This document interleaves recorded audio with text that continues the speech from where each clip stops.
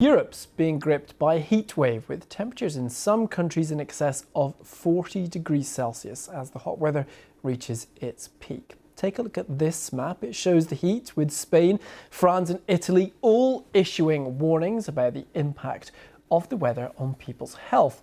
The extreme heat in Spain has seen a temperature of 46 degrees recorded in the town of El Granado. That's the hottest June day ever, according to the country's National Weather Service. Alongside the increasing temperatures is the risk of wildfires.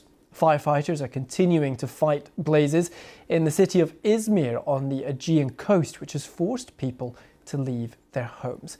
Let's speak to Jim Dale, a senior meteorologist with the British Weather Services and author of Weather or Not and Surviving Extreme Weather. Jim, good morning to you. Still cool at just gone 7 a.m, but how hot are we expecting things to get? Today in the UK, we're probably going to see the 34-degree C mark, which is 93 degrees Fahrenheit. So definitely hot enough. You mentioned the Caribbean already. I'm sure we'll be up around that sort of area. The record, by the way, for June is 35.6. That was back in 1976, the heat wave we had then. 35.6 down in Southampton. Not sure we're going to quite get there, but there's a challenge on. We will see as the day wears on. What's causing this, Jim? Well, it's not just the UK, this is the whole of Europe. And when I say the whole of Europe, I can probably expand that into America and parts of Asia as well, because this is a phenomena. Yeah, it's a heat dome. We get heat waves. That's absolutely fine. But it's being topped, and it's being topped by climate change, global warming. There is no doubt about that. One of the main instigators of this is the Mediterranean Sea. For ourselves, that is because it's at record levels. It's only June, at record levels by some way. So when the air moves out of Africa, North Africa, into Europe and across that Mediterranean, it doesn't really cool down that much. So the great land masses of Europe and on the other side, America and Asia, it's just a perpetual warming situation. So that kind of thing is the reason why we're seeing these temperatures at this time of year, which is quite unusual. Only 3 times on record have we seen these sort of temperatures getting up to around 34, 35. So it is an unusual time, but I think what we're seeing is definitely topped by climate change. Well, let's talk more about that, because climate change is seen as, the effects of climate change are seen as a relatively recent thing. But you mentioned, 1976 earlier. That's nearly 50 years ago. Talk to us about how climate change is impacting these weather events we're seeing and where the kind of curve goes.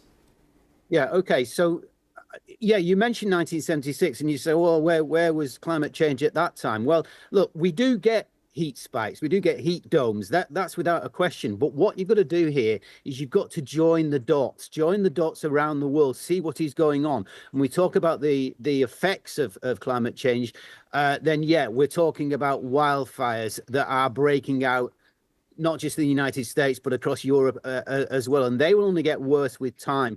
We're talking about deaths as well. When we get to these sort of temperatures, for the last 3 years, 2022, 23, 24, we've seen in the region in Europe, according to the health authorities, around about 160,000 excess deaths because of the heat, mainly the infirm, the elderly and the very young. But nonetheless, this is getting to critical points. Once you pass the natural body heat of around 36.5 degrees, we're struggling to lose our inner temperature. Your sweat doesn't go very far very quickly. And therefore, it does have a profound effect on how we live, what we do. And sadly, in terms of fatalities, it's tending to go in the wrong direction. Well, Jim, I've got to be honest from you. I'm from the north of Scotland, so anything double digits for me is a heat wave as far as I'm concerned. What can people do when it does get to these kinds of temperatures to keep themselves cool, especially if, as you say, they're elderly or very young or vulnerable? Okay, well, a couple of things. The first thing to say is keep out of the direct sunshine, because when we talk about these temperatures, these are shade temperatures. So in the sunshine, you can add 10 or 15 degrees Celsius to that. So that's the first thing. Keep away from direct sunshine. The second thing is to hydrate yourself. Thirdly, wear light clothing, cotton clothing.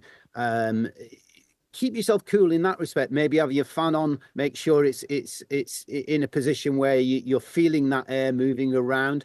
Close your curtains. I should say, into the future, we need a change in terms of the way we're approaching this. We need to act more like southern Mediterranean countries, how they act. So shutters on south-facing windows, for example.